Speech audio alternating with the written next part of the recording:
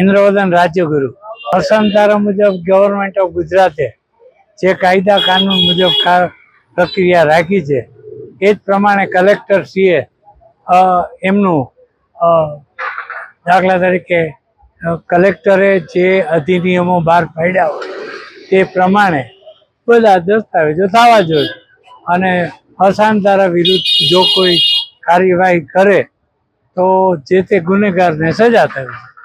અસાનધારા government of ગુજરાતે balance sheet જાળવવા માટે બરોબર કરી છે. સુબીર ધોળકિયા મારું નામ છે.